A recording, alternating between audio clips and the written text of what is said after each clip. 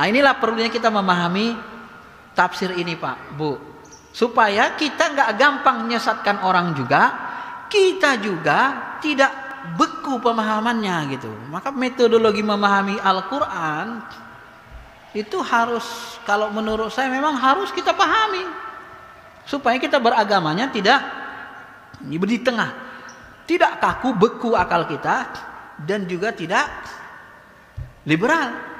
Nah, tidak liberal, tidak beku. Ya. Contoh lain, ini tafsir kontekstual. Ayat masalah budak, ada 13 ayat tentang budak. Ya. Salah satunya budak yang mukmin itu wala abdun khairum mu'min. Budak yang mukmin itu lebih baik daripada orang-orang musyrik yang merdeka, perempuan musyrik yang merdeka, kata Allah Ta'ala. Nah, pertanyaannya, ini pertanyaan. Dalam konteks hari ini, boleh nggak kita punya budak?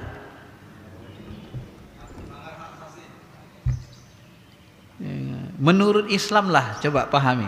Menurut Al-Quran hadis, boleh nggak kita punya budak? Hah? Kalau nggak boleh, Nabi itu berdosa. Nabi ada budaknya, Abu Bakar ada budaknya.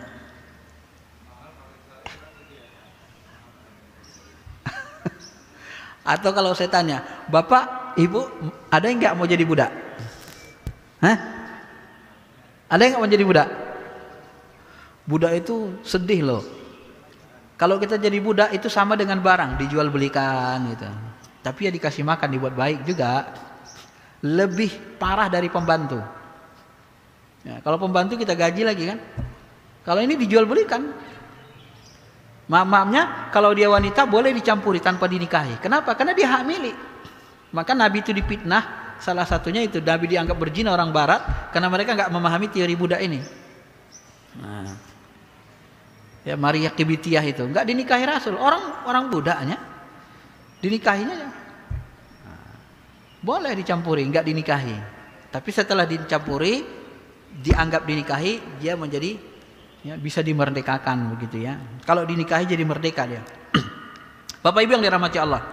Nah, kalau kita pahami secara fikih, budak itu boleh. Karena Nabi sahabat punya budak. Kalau kita katakan haram, berarti Nabi melakukan keharaman, kan begitu kan? Ini dilema loh. Ini maksud saya Bapak Ibu, supaya Bapak mengerti, ini ada di Indonesia ini ada dokter-dokter yang kurang ajar, saya katakan liberal. Apa kata mereka? Ngapain lagi pakai Quran itu? Kenapa gitu? Ya Quran itu tidak bicara konteks hari ini. Quran itu bicara budak, bicara kuda, bicara panah. Udah nggak bisa kita pakai lagi. Ini orang liberal. Ada profesor yang ngomong gitu, ada dokter juga ngomong gitu. Tapi nggak ngerti agama, nggak ngerti metodologi tafsir. Ya, ini liberal. Hati-hati. Ya. Akibatnya seperti itu. Jadi bagaimana kita memahaminya nih? Itulah ulama itu berpikir keras. Bagaimana cara memahaminya dalam konteks hari ini? Maka Fadzur Rahman ada kebaikan yang beliau miliki. Walaupun beliau pemahamannya sangat luas, kata beliau gini, coba kumpul ayat budak. Dikumpullah ayat budak semua. Ternyata di dalam Quran ayat budak semuanya memerintahkan untuk membebaskan budak. Tidak ada satu ayat Al-Quran yang mengatakan ya jadikanlah si fulan jadi budak. Enggak ada. Semua ayat Quran fakku raqabah, bebaskan budak jalan yang meliku, ya. Nanti diat itu kalau kita melanggar hukum haji, melanggar sumpah, bebaskan budak. Disuruh Allah terus bebaskan budak. Jadi kata Fadzur Rahman, sebenarnya dalam Islam itu budak itu sebenarnya diperintahkan Tuhan untuk dibebaskan. Lawan dari perintah adalah larangan. Sebenarnya Islam itu melarang perbudakan, tetapi karena konteks masa lalu, budaya internasional, orang-orang yang kalah perang mereka menjadi budak, itu budaya tradisi internasional masa Nabi, ya. Semua Persia kalah dengan Romawi misalnya, jadi budak diambil mereka. Romawi kalah dengan Persia, jadi budak yang kalah itu. Itu yang tradisi. Ya. Tradisi masa lalu, tradisi dunia, hukum internasional masa lalu.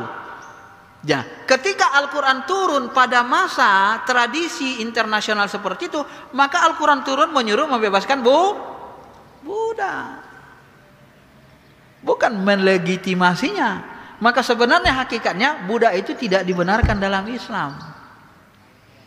Nah, tapi karena kondisi hari itu banyak perbudakan, maka Islam, Al-Quran datang untuk membebaskan. Maka nanti pada masanya, pada masa Umar bin Khattab, itu budak itu sudah habis. Gak ada lagi yang jadi budak. Nah, ya, nah, itu bisa dipahami kan, Bapak Ibu?